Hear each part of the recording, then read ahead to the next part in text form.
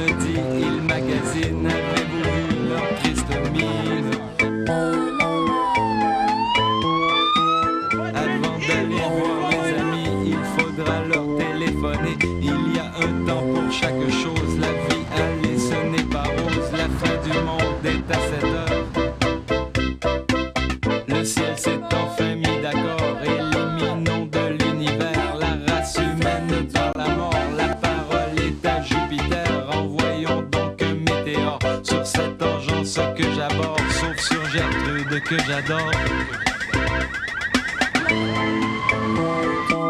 La fin du monde est à 7 heures. Toujours un petit téléviseur voulant donner un peu de bonheur à cette triste société décide de lui annoncer. La fin du monde est à 7 heures. On voit les signes avant-coureurs. Vous pouvez faire ce que ça vous chante. Vous pouvez faire ce que ça vous tente. Jeudi 5 février 1998, l'entarteur frappe encore. Garçon, il y a un milliardaire dans ma tarte à la crème. L'exécution de Carla Faye Tucker, des détenues québécoises donne leur avis. Et Patrick Huard, Marlon Brando, un même combat. Bonne fin du monde, mesdames et messieurs. Tout d'abord, des nouvelles de moi. Eh bien, il faut que je vous parle. Je pense qu'on est devenu suffisamment intime pour se dire les vraies choses. Ce soir, bas les masques. Bon, maintenant, je suis à nu. Vous savez, on a eu une journée de cul. On avait pensé faire pour les nouvelles de moi un énorme numéro de production. Alors, il y avait de la danse, du beau chant, des cracheurs de flammes, des femmes à barbe, femmes à flammes et cracheurs de barbe, et évidemment Mickey Rooney dans un numéro de danse égyptienne suicidaire. Mais rien de cela n'a fonctionné. Mais qu'à cela ne tienne, vous le savez, et je pense avoir déjà mentionné sur ce mass media, je suis un entertainer. C'est donc en désespoir de cause que ce soir, nous allons vous présenter un autre épisode de notre téléroman, auquel nous n'avons toujours pas trouvé de titre, mais vous savez, ça s'en vient. On niaise toujours entre le bidet du mal et où est donc passé Laurent Jalbert. Alors, l'épisode de ce soir se déroule évidemment à Nagano, lors de l'ouverture des Jeux olympiques, alors que Brad et Doug, deux juges de ligue au hockey féminin, se disputent les faveurs de la jolie lugeuse portoricaine Baquessa. Alors, dans le rôle de Brad, on retrouve le Gérard Depardieu de Rigaud, le populaire comédien Gilda Roy, et moi-même dans celui de Doug. Alors, on entend une musique japonaise.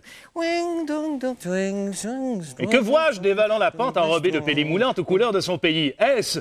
Non, je ne peux y croire. Oui, je crois bien que c'est l'élu de mon cœur. C'est Baquessa! Oh, comme elle est dodue! Comme elle est potelée. Mais que vois-je? Baquessa est pognée dans sa slée. Elle a encore abusé du buffet des athlètes. Je vais la sauver. Non, moi. Non, moi. Non, moi. Un vil corps à corps s'engage sur une musique japonaise. C'est moi qui vais gagner, car je suis habité de l'esprit olympique, tel que préconisé par le baron Pierre de Coubertin, le père des Jeux olympiques modernes. Toujours plus haut, toujours plus fort, toujours plus loin. Que se passera-t-il? Est-ce de Brad ou de Doug qui sauvera la fouleuse Baquessa? C'est ce que nous saurons au prochain épisode.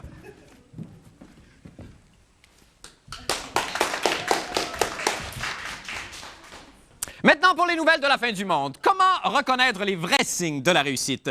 Villa à Monaco, jet privé, turtle à volonté, chaise personnelle, théière de diamants, saucisse capitonnée. Enfin, qui sommes-nous pour juger du goût des riches et mardeux? Néanmoins, il existe une marque de reconnaissance qui ne ment pas et c'est l'entartage, ou si vous préférez, le lancer propulsé du disque de pâte garni de chantilly ou, si vous préférez encore, le pitchage de tarte dans la face d'un célèbre et haïssable crétin.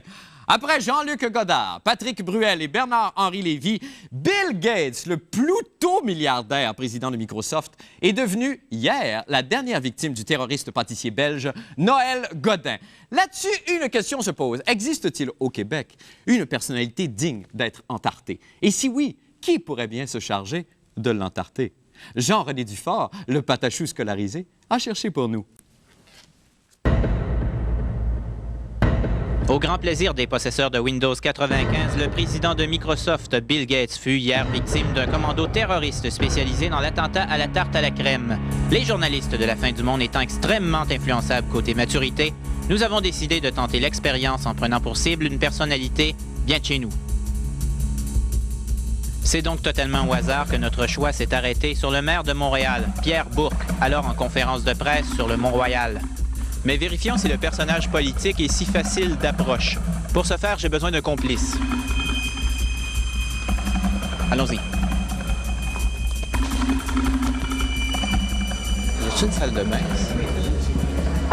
OK.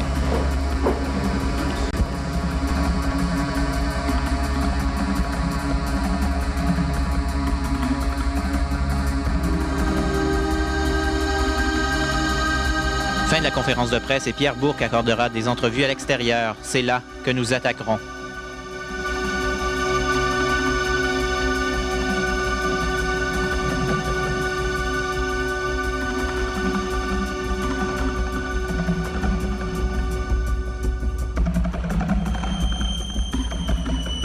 Mon cher complice, Oui.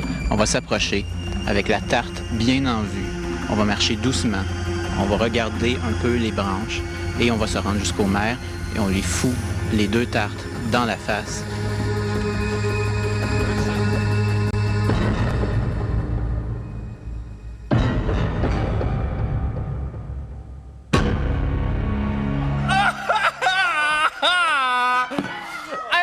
Mon Dieu, Jean-René Dufort, bonsoir. Bonsoir. Évidemment, on reste comme ça en suspens. Avez-vous, oui ou non, lancé le Dream Whip dans la face de notre cher maire? Penses-tu que moi et Bruno Blanchet, on est assez hommes? Je me pose la question. On regarde à l'instant. OK. Donc, la démonstration est faite. Elle est réussie. C'est facile de s'approcher Du du maire, et de lui écraser une tarte dans le visage. mais comme on est des gens de bonne foi, On aime le maire. on l'a pas fait. C'est Jean-René Dufort à Montréal. Bravo. Ça, c'est un grand geste de maturité. La maturité. Ah non, mais vous en êtes très bien sorti. Effectivement, c'est très facile de s'approcher de n'importe qui pour entarter. Et on Y a voulait pas- démontrer qu'à la fin du monde, l'information, les niaiseries s'arrêtent où l'information s'arrête. Ben, c'est très fort, ça. Et Jean. c'est très facile d'entartrer. Quoi, c'est vrai? Ben, tout à fait. Non, faut que je te le dise, on Ouais. on a choqué. Vous l'avez pas fait, vous Oui. avez eu peur. Écoute, on était Ouais. la face. Ben oui, on a vu. Et oui. on l'a pas fait. Ben non, écoute, non. T'as quel âge, Jean-René? là? J'ai 30 ans. T'as 30 ans? Oui. Puis Bruno a quoi, lui? Ah, 32. Bon, c'est ça. La prochaine fois, peut-être. Peut-être. Il vous reste 2-3 bonnes années encore. Hey, merci beaucoup, Jean-René, puis merci beaucoup à Bruno. Et Bruno, merci au maire Bourque. il voulait pas que je le dise. Ah bon, OK. Ben, écoute, c'est des choses qui arrivent. On s'en va faire une petite pause et on revient avec la fête du monde en bref. Restez avec nous.